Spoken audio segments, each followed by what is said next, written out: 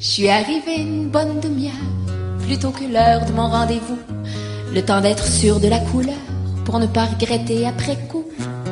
Le temps de fouiller dans les revues pour découvrir Claudia Schiffer, les bras en l'air à moitié nus, bien entendu, belle comme un cœur. C'est alors que j'ai eu un flash, j'ai dit c'est comme elle que je les veux. Mon vieux, faut pas que tu me les gâches, ce soir je vois mon amoureux. J'ai insisté sur la longueur, il a dit du calme, chère cliente. Soyez tranquille, ayez pas peur, je vais vous rendre époustouflante. Il a dit, je connais mon art, laissez-moi faire, vous allez voir. Je vais vous faire un look d'enfer, on va vous prendre pour une star. Il semblait tellement convaincu que je lui ai dit, je te fais confiance et j'ai pris place avec ma revue, en essayant de garder le silence. Morte de trouille avec ma cape et ma serviette autour du cou, j'ai subi la fameuse étape du casque de bain avec des trous.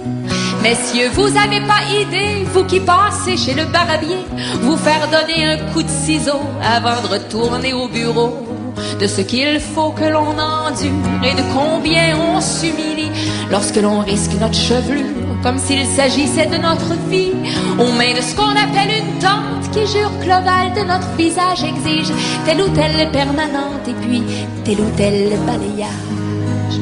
Oui, vous qui n'êtes que témoins de notre retour hystérique, la tête comme une botte de foin, le portefeuille anorexique.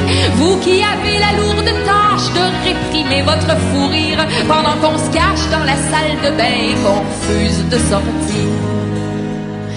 J'en étais donc au casque affreux qui me retombait sur les yeux. Quelle fâcheuse position pour apercevoir dans le salon ma grande voisine de 6 pieds, avec sa jupe et son parfum, qui s'en vient s'écrier « Salut Linda, je t'ai presque pas reconnue !» Puis j'ai eu droit au bigoudi, c'est juste pour donner plus de corps que la fofolle m'avait promis avant que je passe au séchoir. Il avait simplement omis de me dire que j'aurais l'air d'avoir de la parenté en Haïti. C'était crépus, quelque chose de rare, enfin comble de désespoir. Les mèches blondes sont sorties rousses, le tour d'oreille fait au rasoir. Fallait que j'attende que ça repousse. Ce qu'il y a de pire dans mon histoire, c'est qu'après mon passage à la caisse, j'ai dit merci beaucoup, bonsoir, comme la reine des épaisses. Je suis revenue en beau maudit, époustouflante qui m'avait dit. Et pour époustoufler ça, oui, j'époustouflais en Jésus-Christ. Je me suis étudiée dans le miroir en petite culotte, en levant les bras.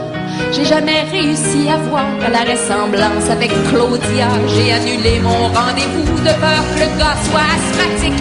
Il aurait pu crever sur le coup à peine passer le portique. J'ai juré que plus jamais de ma vie j'aurais recours à un expert. Au diable l'art, vive les Tony, les beaux petits permanents de ma mère.